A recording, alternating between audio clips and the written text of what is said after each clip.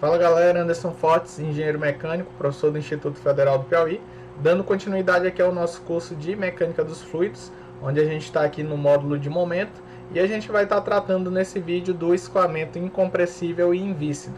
O que é que vai caracterizar esse escoamento?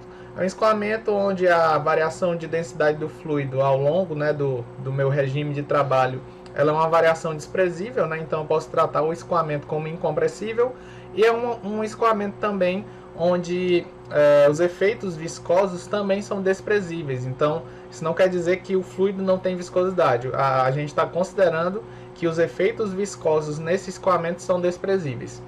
Consequentemente, a gente vai fazer essa análise de momento baseado nas equações diferenciais que a gente deduz lá no vídeo de análise diferencial de conservação de momento, onde a gente chega a essas equações, em uma das fases da análise a gente tem esse sistema de equações aqui.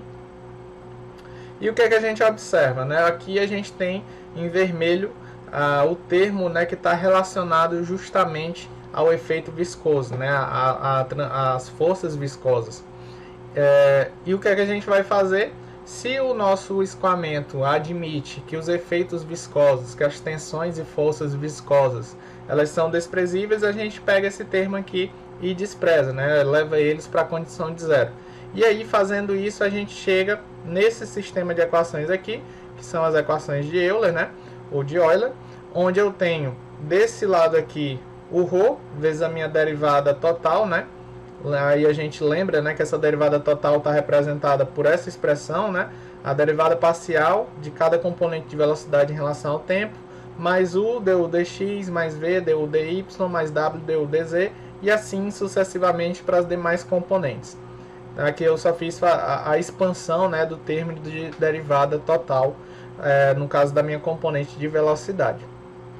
Então a gente tirou daqui o termo que está associado às tensões e forças viscosas e sobra essa expressão aqui, onde eu tenho aqui o que seria o gradiente de pressão em cada uma das direções e os termos fontes que estão associados principalmente ao efeito da gravidade. Como normalmente a gravidade ela vai atuar na nossa direção y, eu já coloquei ela aqui na equação de Euler na direção y. Também já associei o sinal negativo, porque normalmente ela vai estar atuando numa condição oposta ao nosso sentido, a nossa notação de direção y positiva, o sentido y positivo. E aí eu deixei aqui o SX e o SZ como termos fontes, como algum outro tipo de campo que possa estar atuando nessas direções, certo? Então, só recapitulando, reconsiderando, isso parte da gente admitir que as tensões viscosas são desprezíveis, e tensão viscosa desprezível está associado ao fato de que as taxas de deformação são desprezíveis. Então esse tipo de escoamento também ele vai estar caracterizado por ausência de taxas de deformação. A partir das equações de Euler ou de Euler, a gente pode estar integrando elas, ou aplicando elas ao longo de uma linha de corrente. A partir disso, a gente consegue definir a equação de Bernoulli. Então, a gente vai passar rapidamente por esse processo. Então, aqui a gente tem a representação do que seriam linhas de corrente, essas linhas em vermelho, que elas são linhas que são tangentes ao vetor velocidade em cada ponto do escoamento. Então, aqui eu tenho vários vetores aqui em azuis, vetores velocidade, e a linha tangente a esse vetor é a que vai formar a minha linha de corrente. Então imagine aqui que eu tenho uma linha de corrente qualquer, essa aqui em azul, S, e eu tenho aqui o meu elemento fluido que está escoando ao longo dessa linha de corrente e desprezando os efeitos viscosos. Quais são as forças atuantes nesse elemento? Eu vou ter as forças de pressão atuando para dentro desse elemento. Então aqui eu tenho PdA, e aqui eu tenho P mais dPdA, que seria a variação de pressão devido a esse deslocamento. E eu vou ter a minha força-peso, que ela vai ter uma inclinação em relação à normal, em relação à direção perpendicular da minha linha de corrente, certo? Então ela vai ter um ângulo aqui. Quando eu faço o somatório de todas essas forças, na direção S, que a direção que eu vou estar atuando é a direção da minha linha de corrente, nessa direção aqui, o que é que eu tenho? Eu tenho PDA menos P mais dPdA. No caso aqui, eu menos a componente W, né, a componente do peso na direção S, que vai ser W seno de θ. E isso vai ser igual a minha massa vezes a aceleração, né? Que está representado aqui. O que é que eu faço? Né? Quando eu faço essa subtração aqui, vai sobrar menos dPdA. A minha força peso ela vai estar associada a ρ, g, dA, ds, né? Onde dA, ds é o meu volume, ρ é a densidade, então eu vou ter massa, e o g é a gravidade. dz, ds aqui ele está sendo a representação do seno do ângulo formado entre o vetor, né, da minha força peso e uma direção normal a minha linha de corrente nesse ponto. Aqui a minha massa é ρ, dA, ds, né? Novamente a densidade vezes o volume da minha partícula. E eu tenho aqui V, dV, ds, de forma que quando eu fizer dividir tudo por dA e também fazer esse cancelamento, né, desses ds aqui, vai sobrar essa expressão. O que é que a gente observa? Que V, dV é equivalente a 1 meio da diferencial de V ao quadrado.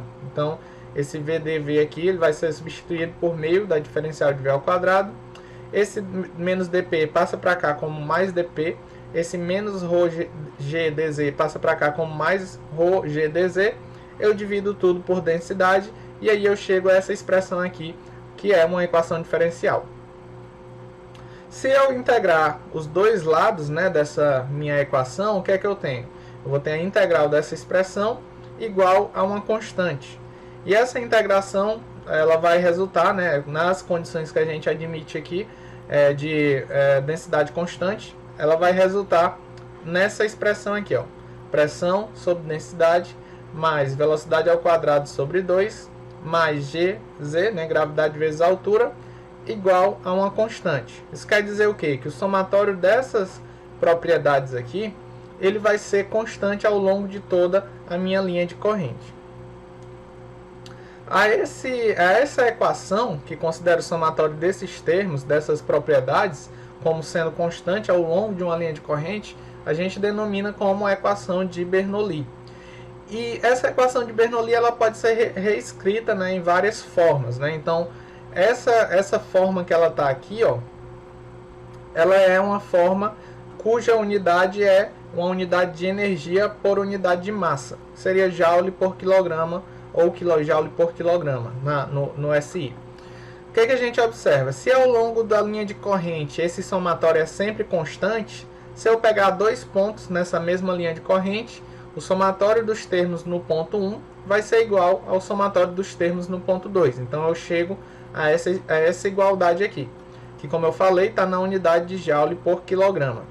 Se eu fizer a multiplicação de toda essa equação por densidade, eu vou ter essa expressão, né, essa equação em termos de pressão, cuja unidade pode ser pascais. Se eu pegar essa expressão e dividir pela gravidade, eu vou ter essa expressão também em termos de comprimento, né, cuja unidade no SI vai ser metro. Então essa mesma equação, que é a equação de Bernoulli, ela pode estar atuando, né, ela pode ser utilizada nessas três unidades. O que é que tem que se observar é não confundir as três, né, não utilizar o termo de uma dessas equações em uma outra equação. Você tem que garantir que todos os termos estejam na mesma unidade. O principal objetivo dessas expressões, né, dessas equações é o que? É calcular variação de pressão ou variação de velocidade. Então, em termos de variação de pressão, que a gente está chamando aqui de ΔP, o que é que a gente faz?